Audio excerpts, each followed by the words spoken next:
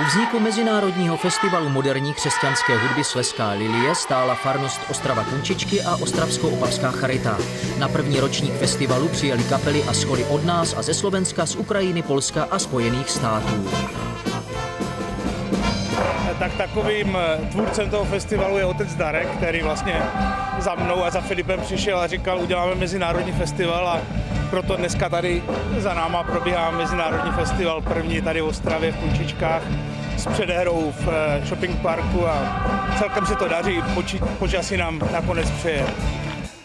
Kunčičky je takové místo nenapadné, a tak jsme si řekli, že v Kunčičkách uděláme úžasný festival křesťanské moderní hudby.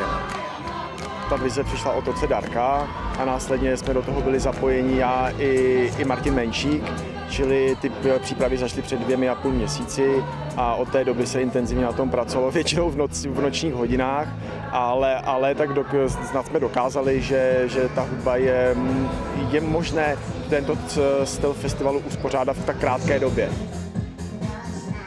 My jsme rádi, že můžeme té široké majoritní společnosti ukázat, že ta křesťanská hudba není jenom starodávné chorály, ale že to je i vlastně hudba moderní, rocková, ale i hudba sborová, taková všeho chuť, která může najít cestu i k běžnému diváku.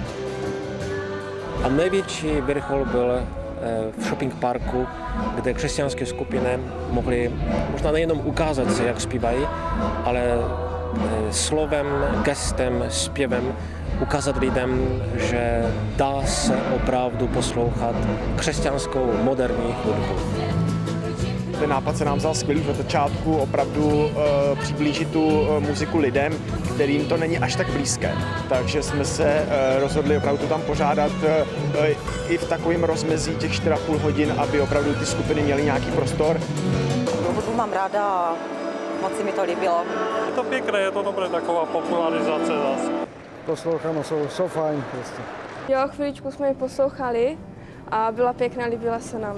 No, takže kapelu Credence už jsem vlastně jednou slyšela jejich koncert, líbí se mi jejich písničky, jsem spokojená a dnešní výkon super, jsou skvělý, fakt dobré. Kohokoliv potkám a ptám se, jak se daří, jste spokojeni, tak každý mi podává ruku a říká, že gratulace všem, kteří to připravili.